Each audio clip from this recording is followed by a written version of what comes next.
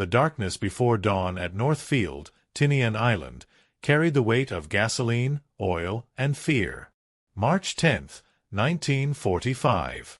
The air was thick with humidity, the kind that made flight suits stick to skin even before the sun rose. Across the hardstand, 34 Boeing B-29 Superfortresses sat like silver monuments to American industrial might, each one a 4-engine flying fortress weighing 135,000 pounds when fully loaded. Inside the briefing Quonset hut, Captain James Jimmy Doolittle, Jr., no relation to the famous general, stood with his crew of 11 men, their eyes fixed on the map of Japan projected against the corrugated metal wall. The target, Tokyo. Not the industrial outskirts this time, but the heart of the city itself. A low-altitude incendiary raid.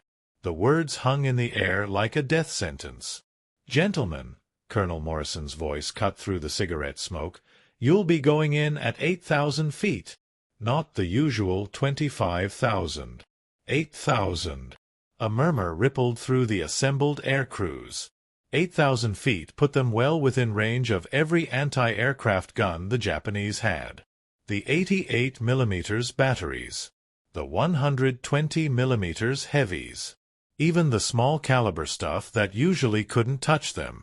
Jimmy exchanged glances with his co-pilot, First Lieutenant Robert Chen, a San Francisco native whose family had spent 2 years in Manzanar before the Army decided Chinese Americans were acceptable after all. Chen's jaw tightened, but he said nothing. Behind them, their navigator, Lieutenant Paul Kovac, traced the route on his own map with a pencil that trembled slightly.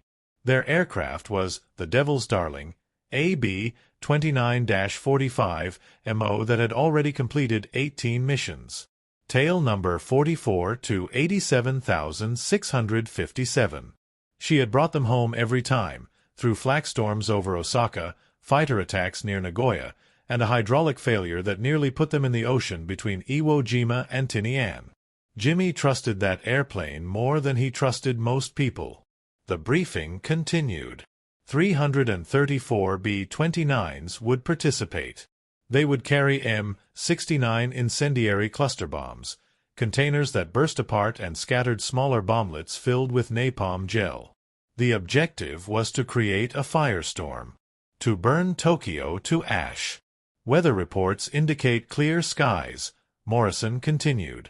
Winds from the northwest at 15 knots.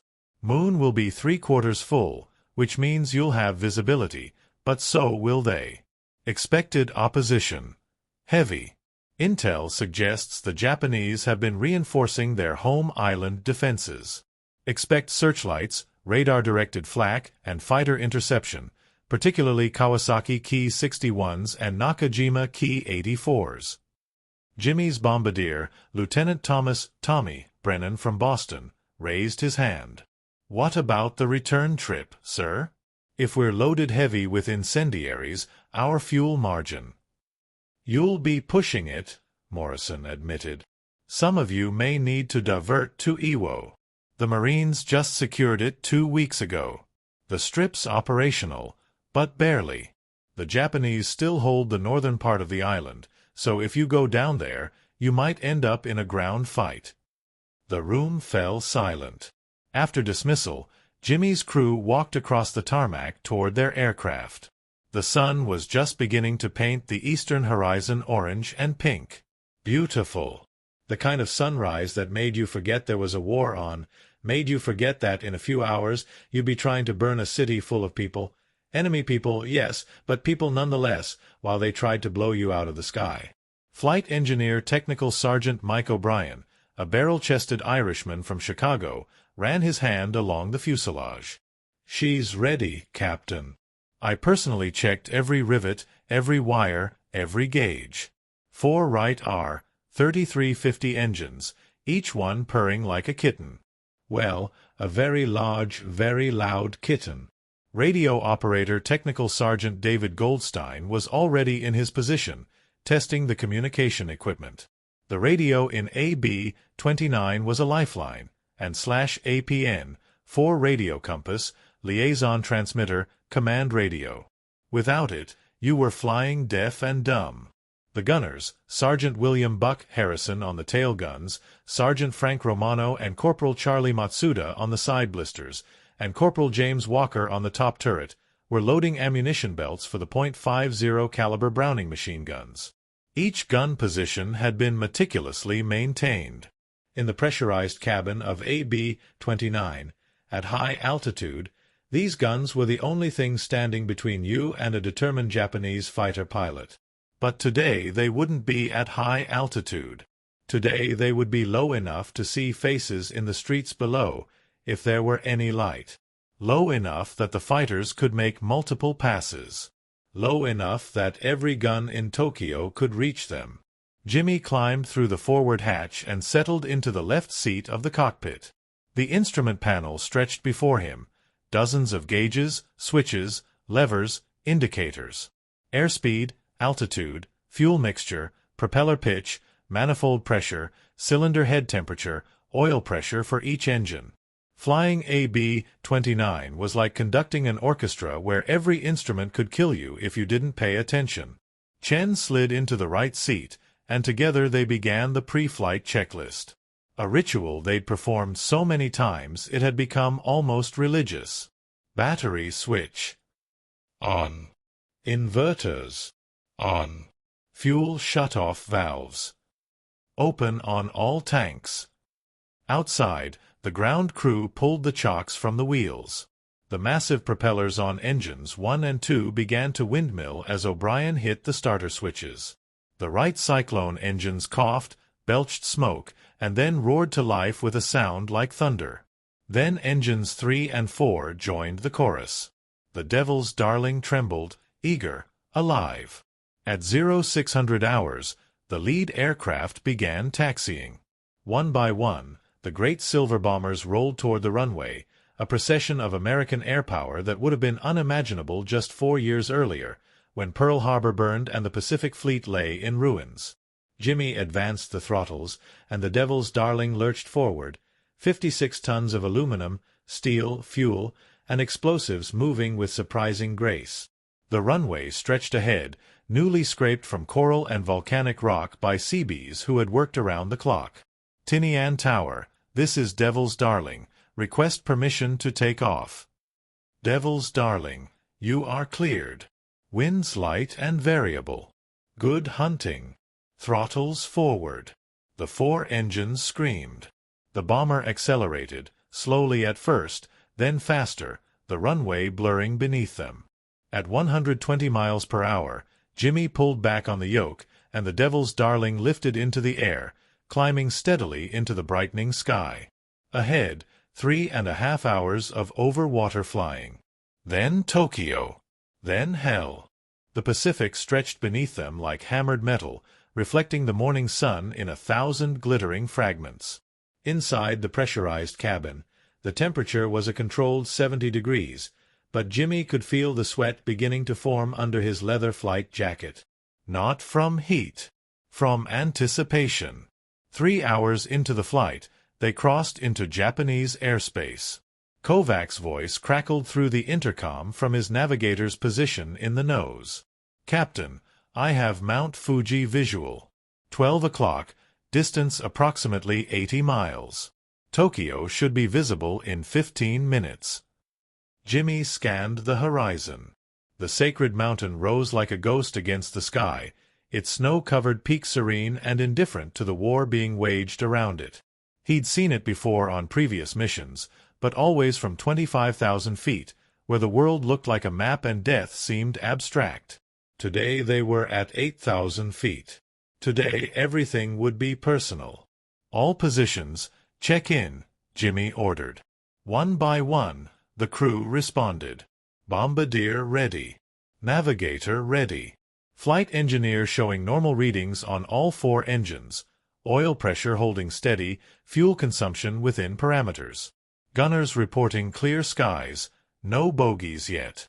Radio operator monitoring frequencies, picking up Japanese fighter communications, voices urgent and sharp in a language none of them understood but all of them feared. The lead aircraft, City of Los Angeles, piloted by Major Thomas Griffith, began a gradual descent. The formation of 34 bombers descended with it, maintaining their staggered combat box pattern. This formation allowed overlapping fields of fire from the guns.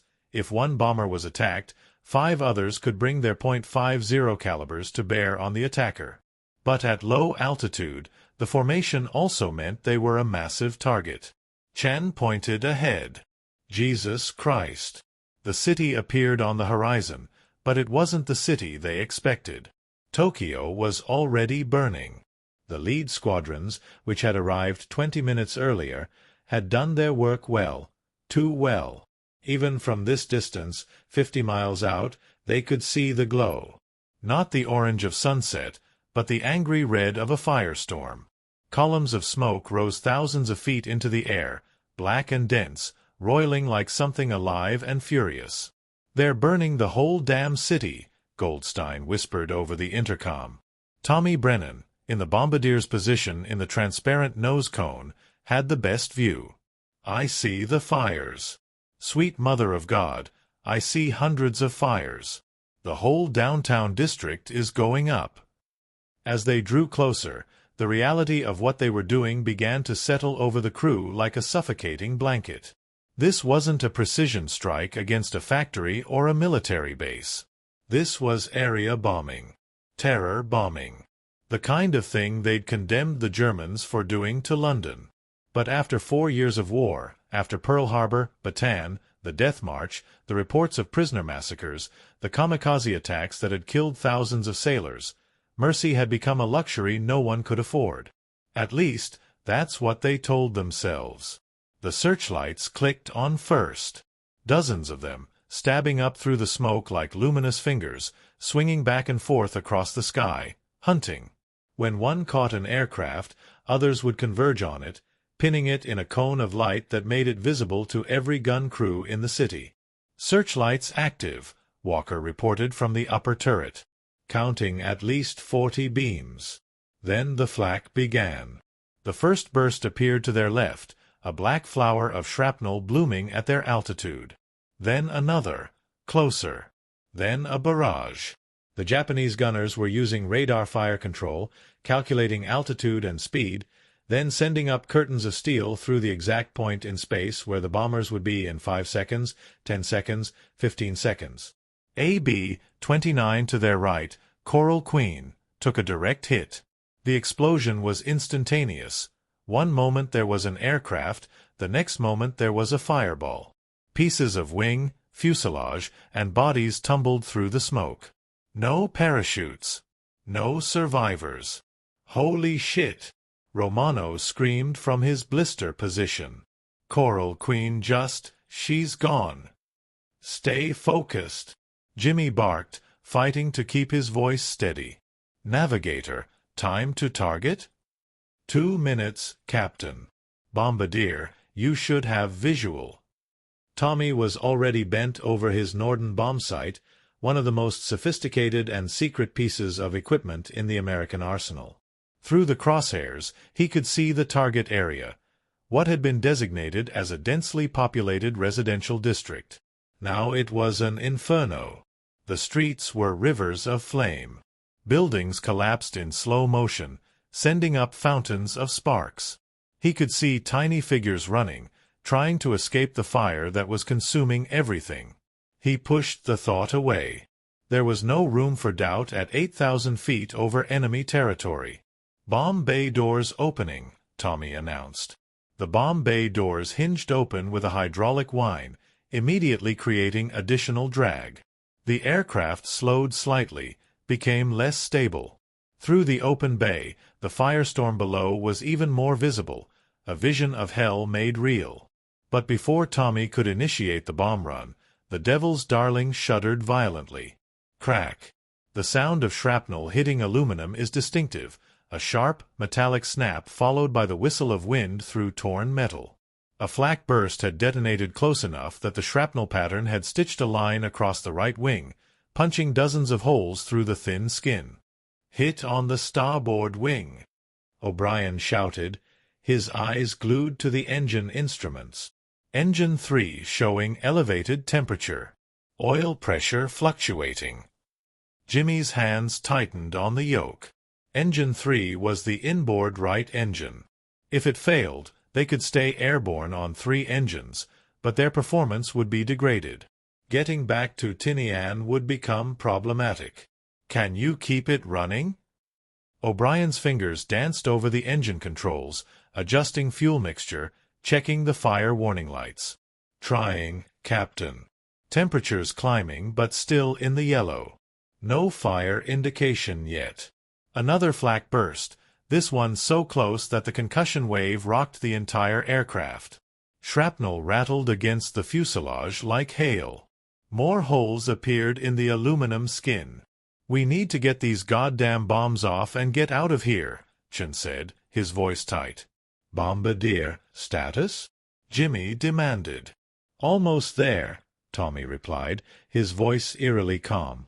The bombardier's job required a kind of detachment, ability to focus on geometry and physics while the world exploded around you. 30 seconds to release point. Steady, steady. The flak intensified. The Japanese gunners had found their range. Black bursts appeared in clusters, creating a wall of shrapnel that the bombers had to fly through. Each explosion sent jagged pieces of steel in every direction, some as small as a fingernail, others as large as a fist. Any one of them could kill a man, rupture a fuel tank, sever a control cable, destroy an engine. 10 seconds, Tommy counted. 5, 4, 3, 2, 1, bombs away. The M-69 incendiary clusters dropped from the bomb bay, 40 of them, each one containing 48 smaller bomblets. As they fell, they would break apart, scattering the bomblets across a wide area. Each bomblet contained napalm gel that would stick to anything it touched and burn at over 2,000 degrees Fahrenheit. The Devil's Darling lurched upward, suddenly 9 tons lighter. Jimmy banked hard left, beginning the escape turn that would take them away from the target area and toward the coast. But the Japanese weren't finished with them. Fighters! Fighters at 6 o'clock high. Buck Harrison screamed from the tail turret. Jimmy's blood turned to ice. Fighters! The worst nightmare for a bomber crew. Identify. Looks like Ki 84s. At least 3 of them. They're coming in fast. The Nakajima Ki 84 Hay-8, Gale in English, was one of Japan's best fighters. Fast, maneuverable, heavily armed with 2 20mm cannons and 2 12.7mm machine guns. Against a B-29 at high altitude, with thin air reducing the fighter's performance, the bomber had a chance. At 8,000 feet, where the air was thick and the fighter could use all its power, the odds shifted dramatically. "All gunners, watch your fields of fire," Jimmy ordered. "Don't hit our own aircraft." The first Ki 84 made its attack run, diving from above and behind. Buck Harrison's twin .50 calibers opened up, tracers arcing through the air. The Japanese pilot was good. He jinked left, then right, making himself a difficult target. His cannons sparkled, and 20mm shells walked across the B-29's tail section. The impact was immediate and devastating. The entire aircraft shook. Metal screamed. In the tail position, Buck felt something hot splash across his leg. "I'm hit," he shouted. Tail section taking damage. Hydraulic fluid spraying everywhere. The second fighter came in from the right side. Romano's blister gun engaged, the staccato hammering of the .50 caliber filling the aircraft. But the fighter got his shots off, a burst that tore into the right wing again, this time closer to the fuselage. Engine 3's temperature gauge spiked into the red. "Engine 3 fire!" O'Brien yelled. "Fire in Engine 3!" Jimmy didn't hesitate. "Shut it down. Hit the fire suppression." O'Brien yanked the Engine 3 fuel shutoff lever and activated the CO2 fire extinguisher system. The engine, which had been running rough but still producing power, wound down with a dying groan. The propeller continued to windmill in the slipstream, creating drag. "Feather that prop," Jimmy ordered.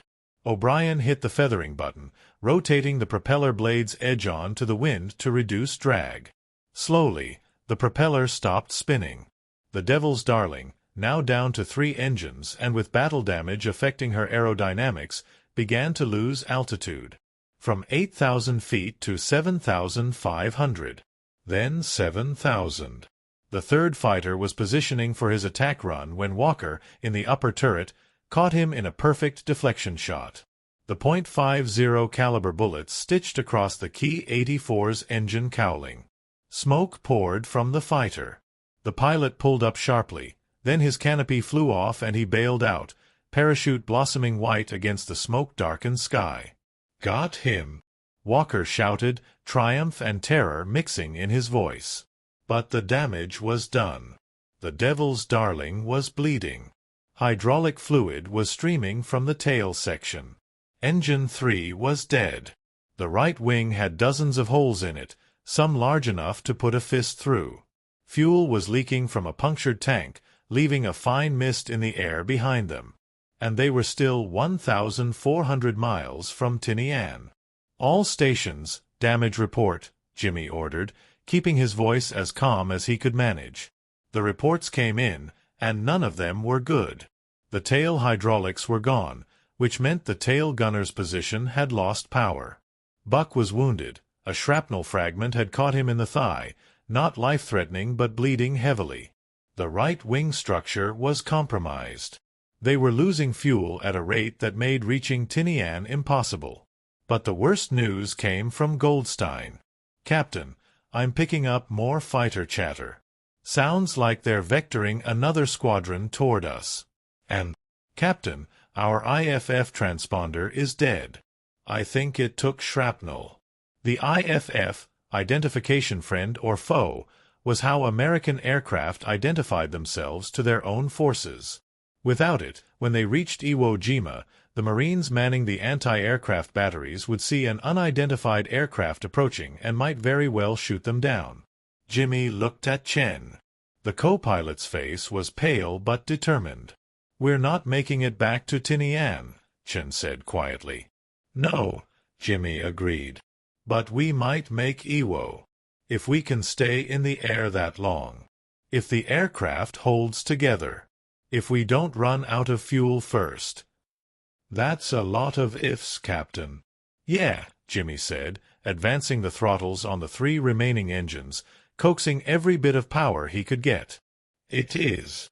The Devil's Darling limped toward the coast, trailing smoke, leaking fuel, and carrying a wounded crewman. Behind them, Tokyo burned with a fury that could be seen for 100 miles. Ahead, nothing but ocean and a desperate hope that they could reach friendly territory before the aircraft gave up entirely. The coast of Japan fell away behind them, and for a brief moment Jimmy allowed himself to believe they might actually make it. That belief lasted exactly 4 minutes. The smoke started as a thin gray wisp seeping from behind the electrical panel between the pilot and co-pilot seats. At first, O'Brien thought it was just residual smoke from the engine fire, somehow making its way into the cabin through a damaged vent. But then the smell hit them, acrid, bitter, the unmistakable stench of burning electrical insulation. "We've got smoke in the cockpit," Chen announced, his voice pitched higher than usual. O'Brien was already moving, yanking open the electrical panel access. What he saw made his stomach drop. A bundle of wiring, severed by shrapnel that had penetrated the fuselage, was sparking against a metal frame member.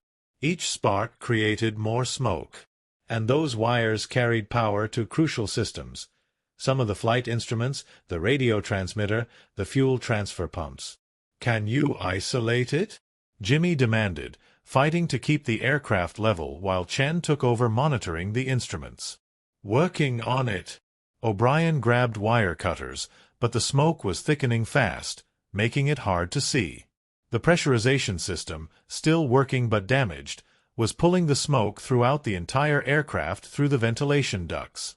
In the nose, Tommy Brennan started coughing. "Captain, we're getting smoke up here." "It's getting thick." "Same in the radio compartment," Goldstein reported. I can barely see my equipment. And Captain, the radio transmitter just died. I've got the receiver, but I can't broadcast. No radio transmitter meant they couldn't communicate with anyone. Couldn't call ahead to Iwo Jima. Couldn't request emergency landing clearance. Couldn't send their position if they had to ditch. Jimmy made a quick decision. All crew, don oxygen masks. No. Pressurization is working against us. It's distributing the smoke. We're going to depressurize to clear the cabin. The crew scrambled to don their oxygen masks, rubber and canvas contraptions that covered nose and mouth, connected by hoses to oxygen bottles. At 6,500 feet, they could survive without pressure. Barely. It would be uncomfortable and the cold would seep in through every hole in the fuselage, but it beat suffocating on smoke. Chen reached for the pressurization controls and began to dump the cabin pressure. The smoke began to thin slightly as it was sucked out through the holes in the fuselage. But it didn't stop coming. Whatever O'Brien was trying to do back there, it wasn't working fast enough. "I need to kill main bus too," O'Brien shouted through his mask. "It'll shut down the short, but we'll lose half our electrical systems." "Do it," Jimmy ordered. O'Brien threw the breaker. The sparking stopped. But now half their instruments went dark. The artificial horizon, gone. The directional gyro, gone. The fuel quantity indicators for 3 of the 7 fuel tanks, gone. They were flying partially blind, navigating by the remaining instruments and pure instinct. The smoke in the cabin began to clear, but it had been replaced by something almost worse, bitter cold. At 6,500 feet, the outside temperature was about 35 degrees Fahrenheit. With the cabin depressurized and holes throughout the fuselage creating a crossbreeze, it felt like flying in a refrigerator. The crew's heated flight suits helped, but not enough. Kovac, working his calculations in the navigator station, came up with numbers nobody wanted to hear. "Captain, at our current speed and fuel consumption rate, we're not going to make Iwo Jima. We're short by at least 30 minutes of flying time." "Show me your math," Jimmy said, though he suspected Kovac was right. With only 3 engines and the extra drag from battle damage, their fuel efficiency was terrible. Kovac relayed the figures. They had approximately 4,200 gallons of fuel remaining in the accessible tanks. At their current consumption rate of 900 gallons per hour across 3 engines, they had less than 5 hours of flying time. Iwo Jima was 5 hours and 20 minutes away at their current airspeed of 185 miles per hour. "We can try to reduce power," Chen suggested. "Slow down to extend our range." "If we slow down much more, we'll stall and fall out of the sky," Jimmy countered. "This bird is heavy even without bombs, and we're missing aileron control surface on the right wing. We need that airspeed to maintain control."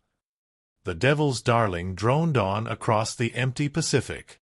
Below, the ocean stretched to the horizon, gray and featureless. If they went down out here, they had life rafts and survival gear, but their chances of being found in that vast expanse were almost zero. The Navy had submarines positioned along the bomber routes for air-sea rescue, but without a working radio transmitter, they couldn't call for help. 30 minutes into the overwater flight, Buck Harrison's voice came weakly over the intercom. "Captain, I'm not doing so good back here." Matsuda, who had left his gunner position to apply first aid, reported back. "Captain, Buck's bleeding more than I thought. The shrapnel hit his femoral artery. I've got a tourniquet on it, but he's lost a lot of blood. He needs a hospital." "Hang in there, Buck," Jimmy said, though he had no idea how to make that happen. Even if they reached Iwo Jima, the medical facilities there were rudimentary. A field hospital set up in tents, designed for Marine casualties, not Air Force flight crews. An hour passed. Then another. The crew fell into a stupor of cold and fear. O'Brien continuously monitored the 3 remaining engines, waiting for one of them to show signs of failure. If they lost another engine, They were done. A B-29 could theoretically fly on 2 engines, but not with battle damage, not with a wounded crew, not across 1,000 miles of ocean. The smoke had mostly cleared, but it had been replaced by another problem: carbon monoxide. One of the oxygen bottles was running low, and when Brennan switched to a backup bottle, he got a noseful of odorless, invisible poison. "I'm feeling dizzy," he reported, his words slightly slurred. "Switch bottles again," Jimmy ordered. "Goldstein, get forward and help him." Goldstein unbuckled and made his way through the tunnel to the nose section. In the cramped space, he found Brennan slumped over his bomb sight, semi-conscious. The oxygen bottle connection had come loose, probably shaken free by the fighter attack. Goldstein reconnected it properly and held the mask to Brennan's face until the bombardier's eyes cleared. "I thought I was done," Brennan mumbled. "Not today," Goldstein said, though he wasn't sure he believed it. 3 hours into the flight, the situation reached a critical point. Kovac recalculated their position and fuel state. "Captain, we're definitely not making EWO. Not even close. At our current rate, we'll run dry about 80 miles short of the island." 80 miles. At 185 miles per hour, that was about 26 minutes. 26 minutes of gliding, maybe, if they were lucky. But A B-29 glided like a brick. Its glide ratio was terrible. From 6,000 feet, they might be able to glide 15 or 20 miles before hitting the water. Jimmy's mind raced through options. They could try to increase speed and reduce the flight time, but that would burn more fuel. They could climb to get a better glide ratio when the engines quit, but climbing would burn even more fuel. They could jettison everything not bolted down to reduce weight, but they'd already dropped their bombs. "Start throwing out anything we don't need," Jimmy ordered. "Ammunition, guns if we can remove them, equipment boxes, anything. We need to lighten this bird." The crew went to work. The .50 caliber machine guns were too integrated to remove quickly, but they could dump the ammunition. Box after box of linked .50 cal went out through the waist gunner positions, tumbling into the ocean below. They threw out toolboxes, spare parts, personal items, anything with weight. It bought them maybe 5 minutes of additional range. Still not enough. 4 hours in, Kovac spotted something on the horizon. At first, he thought it was a cloud, but as they drew closer, the shape became clear. "I have visual on Iwo Jima," he shouted, excitement and relief flooding his voice. "Dead ahead, distance approximately 90 miles. But O'Brien was watching the fuel gauges with growing horror. The needles were resting on empty in 2 tanks, and the others were dropping toward 0. "Captain, we're running on fumes. I've got maybe 10 minutes at most in the remaining tanks." "That's enough," Jimmy said, though the math in his head said otherwise. 90 miles at 185 miles per hour was 29 minutes. They had 10 minutes of fuel. It didn't work. It couldn't work. But then Chen pointed at the airspeed indicator. "Captain, we're getting a tailwind. Look at our ground speed." The ground speed indicator, one of the few instruments still working, showed 215 miles per hour. A 30-mile-per-hour tailwind had picked up, pushing them toward the island. A miracle of meteorology, a random current of air that might be the difference between life and death. With the tailwind, 90 miles would take 25 minutes. They still needed 15 more minutes of fuel than they had. "We're going to make it," Jimmy said, and he meant it, even though every instrument in front of him said he was wrong. "We're going to make that island." Engine 2 coughed. The fuel gauge for its tank had been sitting on empty for 5 minutes. Now it was running on vapor, the last drops of gasoline being sucked through the fuel lines. O'Brien immediately switched to a cross-feed valve, pulling fuel from Tank 6 to keep Engine 2 running. But Tank 6 was nearly empty too. "Transferring reserve fuel," O'Brien announced. "This is the last of it, Captain." The island was growing larger, no longer just a speck on the horizon but a recognizable landmass. Iwo Jima, 8 square miles of volcanic rock and sand, recently conquered at terrible cost. The Marines had taken 26,000 casualties securing this miserable piece of real estate, also that B-29s could have an emergency landing field halfway between Tinian and Japan. 60 miles. 50 miles. 40 miles. Engine 2 coughed again, then coughed again. It was starving for fuel. "Come on, baby," O'Brien whispered, his hand on the throttles, trying to coax just a little more life out of the dying engine. Just a little further. 30 miles. They could see Mount Suribachi, the volcano at the southern tip of the island where Marines had raised the American flag just weeks ago. They could see the airstrips, 2 of them, scraped from the volcanic ash, each one 5,000 feet long. Engine 1 joined Engine 2 in its coughing fit. The fuel was gone. They were flying on fumes and prayers. "All crew, prepare for emergency landing," Jimmy ordered. "Chen, lower the gear." Chen reached for the landing gear lever, but when he pulled it, nothing happened.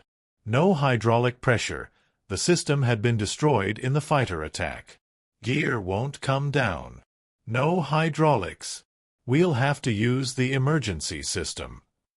The emergency landing gear extension used cables and gravity. It was slow, unreliable, and there was no guarantee all 3 main gear would lock down. But it was all they had. Chen pulled the emergency extension handle. Below the aircraft, the gear doors opened and the main landing gear began to fall into position. Left main locked with a reassuring thunk. Right main locked. But the nose gear. "Nose gear shows unsafe," Chen reported, staring at the indicator light. "It's down but not locked." A wheels-up landing on volcanic rock would tear the aircraft apart. A landing with the nose gear unlocked was only marginally better. When the nose settled onto the unstable gear, it could collapse, sending the aircraft tumbling and probably exploding. But Engine 1 had quit coughing and had simply quit. The propeller was windmilling, dead weight. Engine 2 was seconds behind it. They had maybe 2 minutes of flying time left on Engine 4 alone, and that was being optimistic. "We're landing on Iwo," Jimmy said flatly. "Gear locked or not. Romano, Matsuda, get Buck strapped in tight. Everyone else, crash positions." The island was rushing toward them. They were too low, coming in on a shallow glide path with engines failing. They would have one chance at this. One approach. No go around. If they missed the runway, they'd plow into the volcanic rock and that would be the end. Jimmy lined up on the southern runway, runway 28. It was the longer of the 2 strips, recently extended by Navy Seabees working 18-hour days. 2 miles out. Engine 2 quit. The sudden loss of power on the right side tried to yaw the aircraft, but Jimmy stomped on the left rudder, keeping them aligned. 1 mile out. They were too low. They weren't going to make the runway threshold. They were going to hit short, in the crash zone where the volcanic rock met the beginning of the runway. "We're not going to make it," Chen shouted.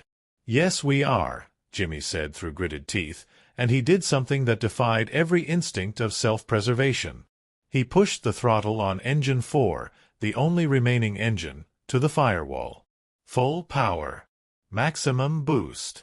The engine screamed, the manifold pressure gauge went into the red, and the aircraft lurched upward slightly. It was enough. They cleared the runway threshold by 15 feet. Jimmy pulled the throttle back to idle and the aircraft dropped onto the runway with a bone-jarring impact. The left and right main gear hit simultaneously, and the aircraft bounced, sailed through the air for 50 feet, then came down again even harder. This time they stayed down. The nose gear hit, compressed, held for a moment, then collapsed. The nose of the Devil's Darling scraped along the runway in a shower of sparks, metal shrieking, the sound like the world ending. They were doing 90 miles per hour when the nose gear collapsed. They were on a 5,000-foot runway with no brakes. The hydraulics were gone.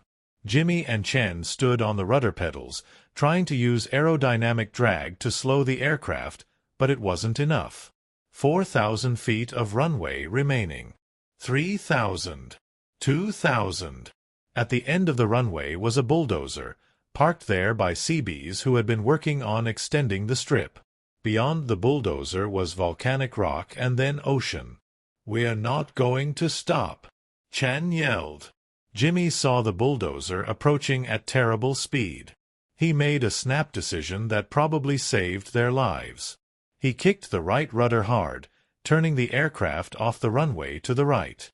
The Devil's Darling skidded sideways, spraying volcanic ash, the right wingtip dipping down and carving a gouge in the ground. The wing hit a coral outcropping and crumpled. The impact spun the aircraft 180 degrees. They slid backward for another 100 feet before finally, mercifully, grinding to a halt in a cloud of dust and ash. For a moment, there was absolute silence inside the aircraft. Then O'Brien started laughing, a slightly hysterical sound that might have been sobs. "We made it," he said. "Holy shit, we actually made it." But they weren't safe yet. Fuel was still leaking from the ruptured tanks, and sparks from the grinding metal had set small fires on the ground around them. If the fuel ignited, the entire aircraft would go up. "Everybody out. Now!" Jimmy shouted. "Get Buck out first." The crew scrambled for the hatches. Romano and Matsuda pulled the semi-conscious Buck Harrison through the waist gunner hatch and dragged him away from the aircraft. The rest of the crew followed, stumbling and running across the volcanic ash, putting distance between themselves and the dying bomber. They had made it 30 yards when Engine 4, which had been running at full emergency power when they landed, finally gave up. Something inside the engine let go, a connecting rod, a piston, a valve. The engine seized with a grinding crash, and then caught fire.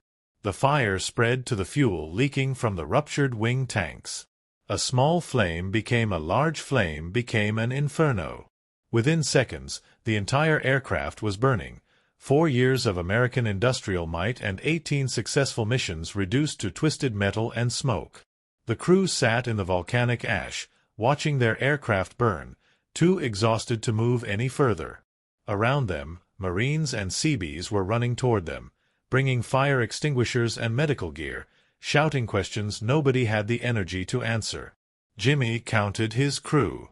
11 men. All alive. Buck would need surgery and blood transfusions, but he would live.